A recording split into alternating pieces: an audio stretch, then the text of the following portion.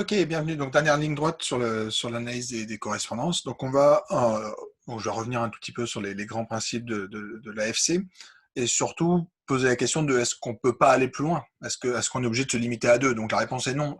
J'ai déjà évoqué l'histoire de la CM, donc c'est sûrement possible. Mais pour comprendre comment c'est possible, il va falloir revenir sur les données et la manière dont on les manipule. Donc, je vais, là encore, basculer sur mes slides. Donc pour le moment, on avait fait l'analyse factorielle des correspondances. Donc l'idée, c'était quoi? C'était qu'on avait comme point de départ, et c'est pour ça que ça va être, pour pouvoir en sortir, il va falloir casser cette représentation. On était parti de ce tableau de contingence. D'accord? Donc j'avais I ligne, donc I étant le nombre de modalités de la première variable, et J colonne, J étant les modalités de la seconde de la seconde variable. Okay. Donc il y avait deux solutions, là encore, comme dans l'analyse en composante principale, la CP. Je regarde les profils lignes ou je regarde les profils colonnes. Donc les profils lignes, profils colonnes, c'était encore une fois ces valeurs conditionnelles, d'accord, où je me contente de dire, je vais regarder, pardon, mon deuxième est faux, je vais regarder les données de manière à ce que je somme à 1 sur soit sur toutes les lignes, soit sur toutes les colonnes. Okay. Donc j'avais cette lecture où je mettais mes probabilités conditionnelles, ce qui revenait à analyser des points formellement dans le simplex. Alors le simplex, ici, il est représenté dans un espace en dimension 3. Okay. Donc supposons qu'I est égal à 3. Okay. Dans ces cas-là, mon simplex me dit que fondamentalement, je suis dans un espace en dimension 2, c'est-à-dire un plan. Okay. Donc je suis dans ce simplex. Donc les points, ils vont se retrouver quelque part ici. Okay. Donc, ce qu'on disait, c'était, maintenant, je vais faire, en gros, une ACP de ces données-là avec une métrique un peu particulière, qui est essentiellement la métrique de la distance, qui est associée à la distance du Ki2, okay, ce qui revient à récupérer des points, okay, avec là encore le centre de gravité, l'individu moyen en ligne qui se retrouve au centre. Okay. Puis, je peux faire la même chose sur mes colonnes. Donc, je vais récupérer des individus moyens. Et l'avantage, c'est qu'on récupère cette projection qui va se retrouver ici. Donc, on récupère nos projections que je peux superposer, okay, ce qui va nous permettre de faire une analyse et de voir un petit peu quelles sont les modalités qui s'attirent. Alors, j'ai surtout parlé de celles qui s'attirent, mais on voit que celles qui sont très éloignées sur ma projection, par définition, se repoussent. D'accord. Donc, c'est vraiment cette idée que je suis sur le simplex. Si jamais je ne m'attire pas, je me repousse. Okay. Donc, ça, c'est l'idée générale de l'ACP. Alors, je vais juste revenir sur les données qu'on manipule et voir comment est-ce que, de manière en fait assez naturelle, ça devrait pouvoir se généraliser une fois qu'on aura retravaillé un peu sur nos données.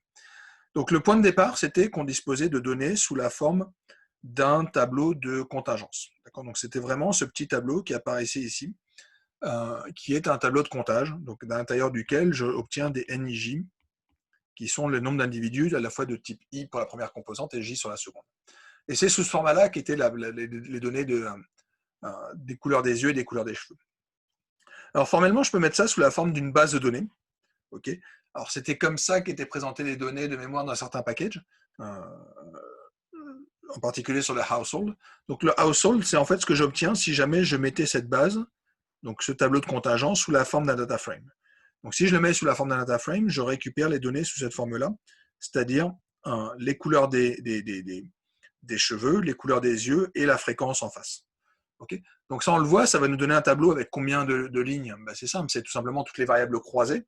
Donc comme j'avais 4 possibilités en ligne, 4 en colonne, ça me donne 16 possibilités en tout. J'ai 16 cellules dans mon tableau qui se trouve ici. Donc j'ai bien 16 observations et j'ai 3 variables. Okay. Alors pardon, je reviens sur ce que j'ai dit. C'est pas ce format-là qu'on avait la base de household. La base household, c'était sous ce format-là, mais qui était vaguement expliqué comme étant une base de données avec 4 lignes et 4 colonnes.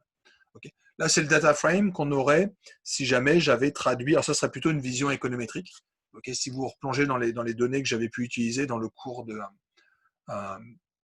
régression de modèles linéaires, on avait des données qui s'apparentaient plutôt à ça, où effectivement, pour chacune des modalités, j'avais mes fréquences qui apparaissaient. Donc, on récupère autant de lignes qu'on a de variables croisées.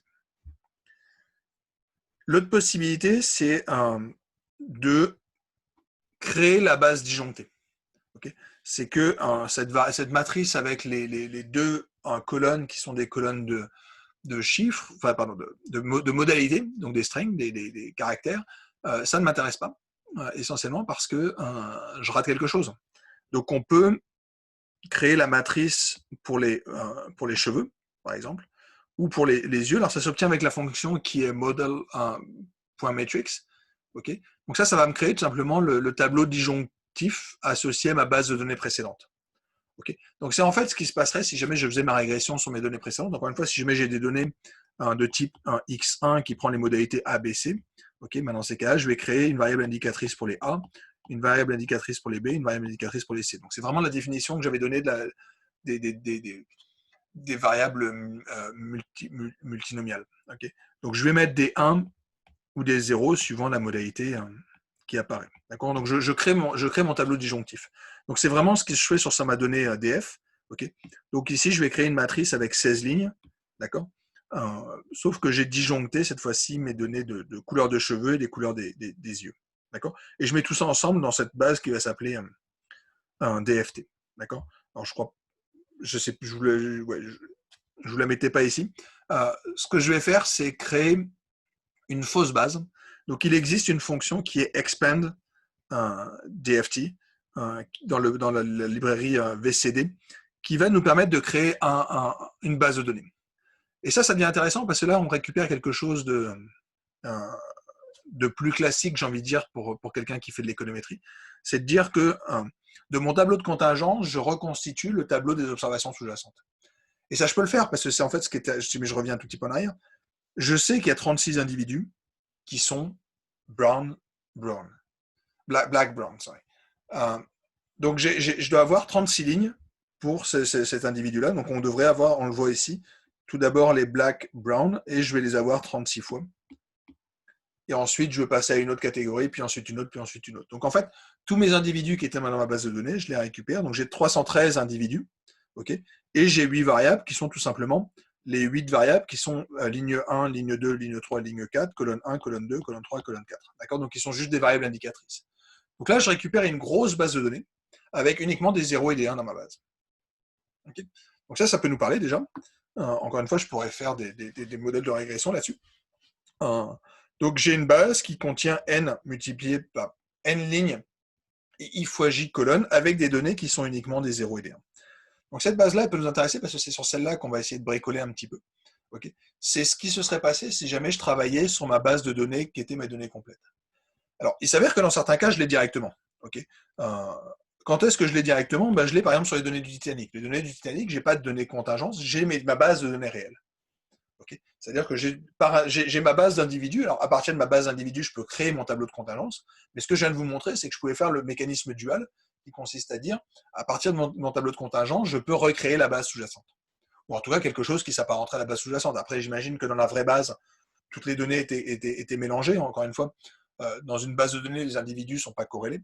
D'accord, donc mon individu 1, ça pourrait être quelqu'un qui est blond aux yeux bleus, puis le 2, ça pourrait être un roux aux yeux verts, et tout ce que vous voulez. D'accord, donc, je crée une base qui est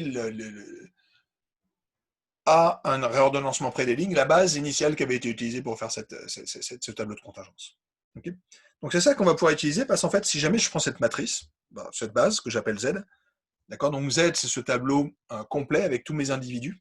Okay, je peux m'intéresser à faire ce qu'on avait un petit peu fait quand on faisait la CP, c'est-à-dire un Z transposé un Z. Alors, quand je fais du Z transposé Z, quand j'ai des matrices avec que des 1, ce que je fais, c'est du comptage, tout simplement. Donc, en fait, quand je regarde ce qui se passe dans ma base, cette matrice-là va être une matrice, encore une fois, Z est une matrice qui était un N IJ. Okay, donc, quand je fais ma transposée de Z, je récupère une matrice avec IJ ligne, et quand je multiplie par l'autre qui a IJ colonne, au final, je récupère une matrice de taille IJ. Okay, donc, effectivement, j'ai bien une matrice de taille 8. Si jamais je regarde, elle peut se décomposer en deux. Elle peut se décomposer en deux très simplement. Pourquoi? Parce que si je regarde ici, donc je récupère une séparation qui est là, une séparation qui est là. Donc je récupère cette matrice par bloc, okay, dans laquelle ce que j'observe dans la première partie, c'est tout simplement du comptage. Okay, les valeurs que j'obtiens, mon 143 qui se cachait ici, c'est quoi? Quand je fais mes matrices, encore une fois, j'ai que des 1, donc s'amuser à faire la ligne I. Donc, encore une fois, je reprends ma matrice. Quand je mets ma transposée de Z, ici, je vais avoir, encore une fois, IJ colonne. Donc, quand je regarde ce qui se passe sur cette ligne-là, je récupère, alors, en particulier quand j'étais sur les... Donc ici, je suis sur une des modalités, donc je suis sur une des variables. Okay, donc ici, le début, ça correspond à la variable 1. Sur la fin, je suis sur ma variable 2. D'accord, I fois J, ça veut dire que j'ai 8 colonnes, mais 8 variables indicatrices univariées. Donc par exemple, ici, je prends un... Donc je suis désolé, je me place sur la deuxième. Okay, donc ça veut dire quoi? Ça veut dire que je vais avoir des 0, puis je vais avoir des 1 quand une personne était brown. D'accord, et je multiplie par le même vecteur de l'autre côté, puis encore une fois, j'ai pris la transposée. Donc quand je me place sur la diagonale en 2, 2, ce que je vais récupérer, c'est ce produit scalaire entre deux fois le même vecteur, où j'ai que des 0 et que des 1. Donc ce que je vais juste récupérer, c'est ça vaut 0 dès lors que j'avais un 0, puis j'ai un 1 quand j'avais un 1. Et je somme tout ça. Donc en fait, je fais tout simplement la somme des n II, ou des NIJ, plutôt des NII, dans ma base là. Donc c'est le nombre, ou des NI points, c'est peut-être plus propre comme ça. C'est la somme des NI points. Okay, et donc ça va me donner, enfin la somme des NIJ, ce qui va me donner le NI point. Désolé du cafouillage. La valeur qui se trouve là, c'est très exactement mon NI point. Donc c'est le nombre d'individus de type Brown. Pareil pour 52, pareil pour 37. Donc en fait, tous les termes que je retrouve sur cette diagonale, ce sont les comptages. Et ça nous intéresse. Pourquoi? Parce qu'en fait, j'en ai besoin dans ma matrice quand je faisais mes calculs. C'est eux qui apparaissaient. Encore une fois, je vais vous remettre le dessin que j'avais évoqué tantôt, mais quand j'avais fait ma petite analyse, et dans le slide que je vous disais, c'est là qu'on retrouve toutes les informations. Quand je mettais mes statistiques, ce que je donnais, c'était mes valeurs sur chacune des lignes, et puis j'avais mon total qui apparaissait. Okay, mes totaux qui apparaissaient en haut et en bas, c'est finalement les valeurs qui se retrouvent par ici. D'accord, donc je retrouve plus que l'information que j'ai dans mon tableau, j'ai aussi les données que j'utilise en fait pour faire mon conditionnement. D'accord, je vous rappelle que ma probabilité conditionnelle, c'était mes probabilités marginales divisées par soit les FI points, soit par les F points J, suivant que je m'intéressais à des profils lignes ou des profils colonnes.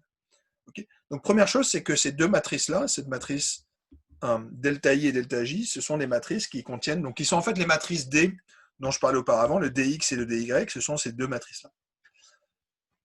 Qu'est-ce que je récupère sur mon autre terme? Alors je vais peut-être changer de couleur, ce sera plus joli.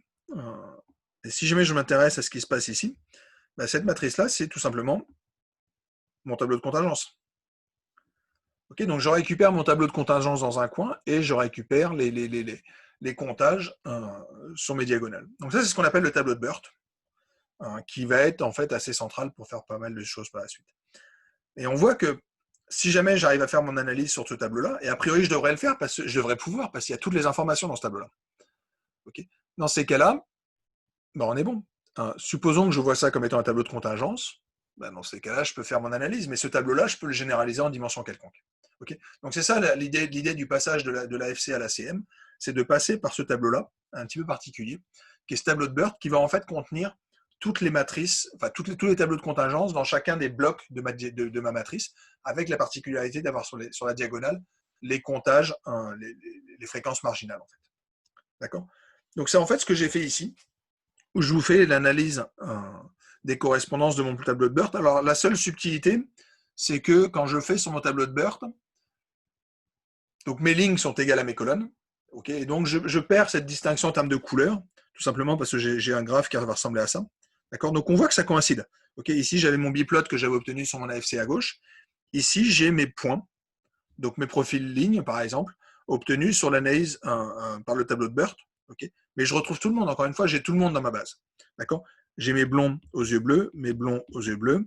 J'ai mes yeux verts, les cheveux noirs, les cheveux noirs. Donc on retrouve tous les termes. Alors, petite subtilité, j'ai été obligé de rajouter le nom de la variable, essentiellement parce qu'il y a deux browns, il y avait les yeux et les cheveux. D'accord, donc je suis obligé de rajouter une petite information.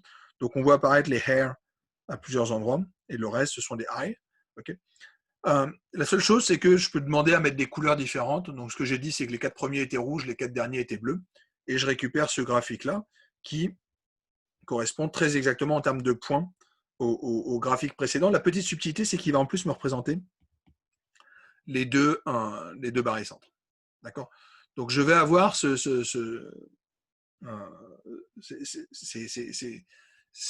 représentation-là, okay, qui va me permettre en fait, de voir l'analyse des correspondances, non plus sur mon tableau de contingence de début, mais sur un tableau de contingence qui a été grossi, okay, pour lesquels j'ai une matrice qui est symétrique. Okay, donc, j'ai plus besoin de faire j'ai plus besoin de faire les deux analyses, je fais directement les deux d'un coup. Okay, donc, ce qui nous permet de squeezer complètement la discussion sur la dualité. Okay, je le fais directement sur ma grosse matrice. Okay, et donc, on récupère cette analyse-là que je peux facilement transposer en disant, bah, j'avais deux variables, mais pourquoi j'en aurais pas plus? Donc oui, j'en ai plus. Je peux le faire avec plus, parce qu'en fait, j'avais le genre. Okay, donc, je peux récupérer la variable de sexe qui apparaissait, donc qui était en fait dans ma base de données initiale. Donc, au lieu de travailler juste sur les femmes, je peux récupérer tout le monde. Okay, donc là, je récupère mon tableau qui, cette fois-ci, est un peu plus gros. Pourquoi? Parce que, certes, je retrouve l'analyse qu'on avait faite auparavant, qui était ce premier tableau. Donc, le tableau qui se trouve en haut à gauche, bah, c'était le tableau de Burt qu'on avait récupéré sur nos deux variables, mais je peux aussi rajouter ma variable de sexe.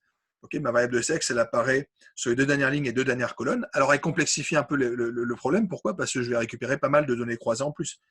Je vais avoir le sexe croisé avec la couleur des cheveux, le genre croisé avec la couleur des yeux, et puis je retrouve après les équivalents transposés sur les dernières lignes.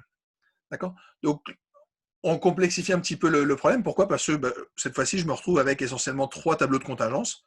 Okay, le tableau de contingence entre les yeux et les cheveux, le tableau de contingence entre les cheveux et le sexe, et entre le sexe et la couleur des yeux.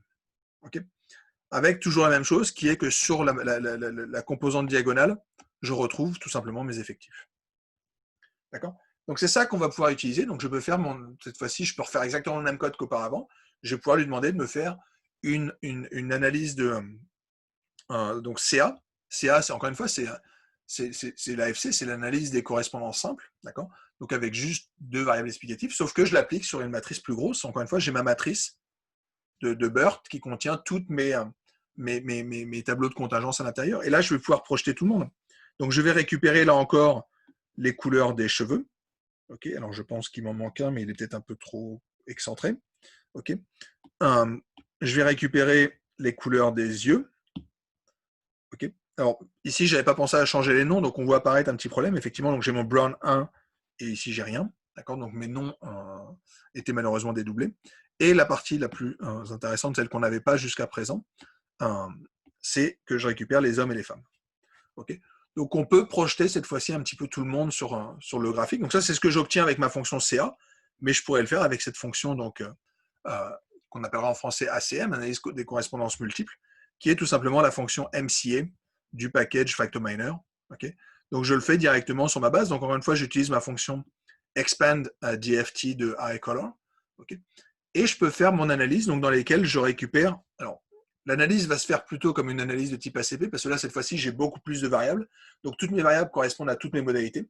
Okay, et je vais pouvoir éventuellement projeter mes individus. D'accord, donc, c'est ça la subtilité au niveau de l'analyse des correspondances multiples. Donc, au niveau de l'ACM, quand on va faire de l'ACM, on va des fois essayer de projeter les individus.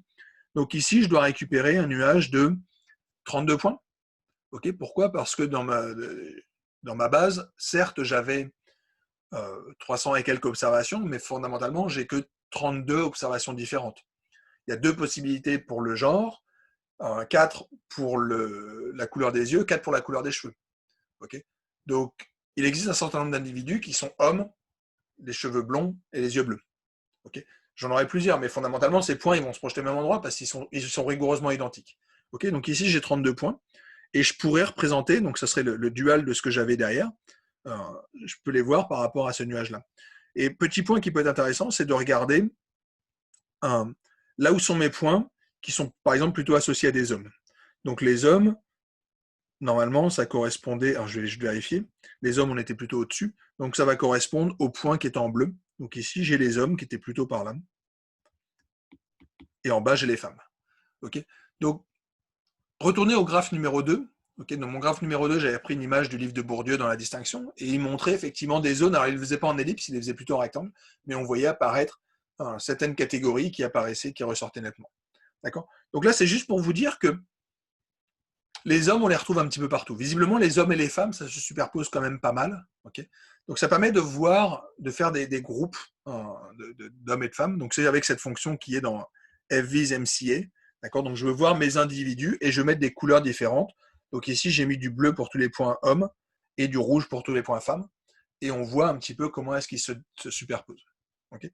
Mais je peux faire la même chose pour toutes les couleurs. Et c'est là où on va voir ressortir effectivement l'intérêt, je pense, de l'analyse des correspondances multiples. Ici, je demande uniquement les personnes qui ont les yeux bleus. Les personnes qui ont les yeux bleus, c'est tous les points bleus et ils sont majoritairement par ici. Okay, donc on voit que la partie en bas à droite correspond essentiellement aux personnes qui ont les yeux bleus. Okay, au contraire, les cheveux noirs, on va plutôt être dans la partie en bas à gauche. Okay, on voit qu'avoir les yeux noisettes, finalement, c'est assez proche du reste de la population. Alors je suis un petit peu opposé aux personnes blondes quand même. D'accord, donc les blonds sont plutôt en bas à droite, un peu comme les blonds. Okay, blond et les yeux bleus, c'est relativement proche. Donc c'était la partie en bas à droite. On voit que noisette, c'est un petit peu décalé vers le haut. Peut-être moins que les yeux verts, okay, qui sont un peu excentrés par rapport au reste. Mais on a un outil graphique qui nous permet de voir un peu comment se projettent les différentes modalités par rapport aux autres. Okay, donc je peux le faire là aussi. Voilà, j'ai toutes les sorties de ma fonction MCA. Okay, donc je peux voir les catégories. Okay, je peux voir les catégories avec des couleurs. Donc je les ai regroupées ici. Okay, puis là, j'ai mes individus, le biplot, avec les individus projetés avec les noms des modalités.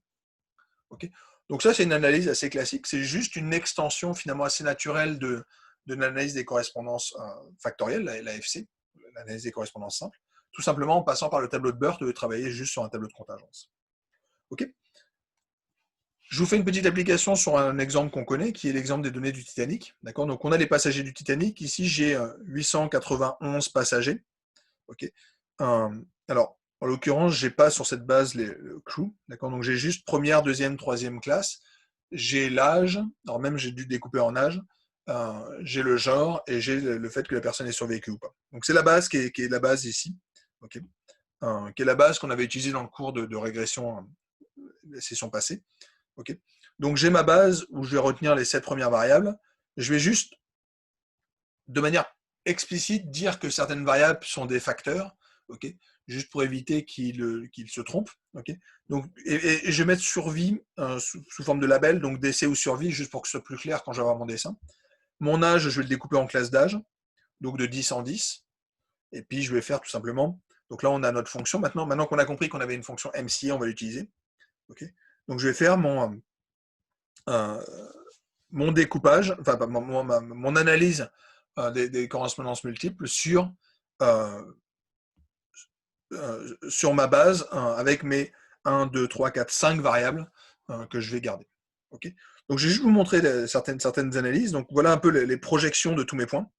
Donc on a à gauche la projection de tous les points. Alors c'est un peu le bazar, on ne voit pas grand-chose, mais on voit apparaître par exemple survie ici et décès, donc qui sont deux variables qui nous intéressent particulièrement. On voit apparaître d'autres variables. Alors, je vais juste les analyser assez rapidement ici, mais on voit apparaître les âges qui apparaissent par ici. Information importante, l'âge NA. Donc, il y a des personnes pour lesquelles on n'a pas l'âge. Donc, quand on n'a pas l'âge, en fait, donc on a toutes les classes d'âge, puis il y a une classe qui est valeur manquante. Donc, on voit que cette classe, elle est intéressante. Okay. En particulier, elle ressort pas mal. Alors, elle ressort plutôt sur la gauche, c'est-à-dire plutôt sur les décès.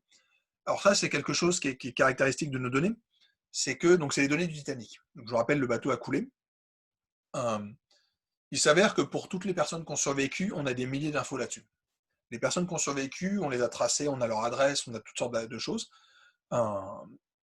Les personnes qui sont mortes, le problème c'est qu'il y en a beaucoup qui ont acheté leur ticket et on ne leur a pas demandé leur âge parce que ce n'était pas forcément une information obligatoire quand ils ont embarqué.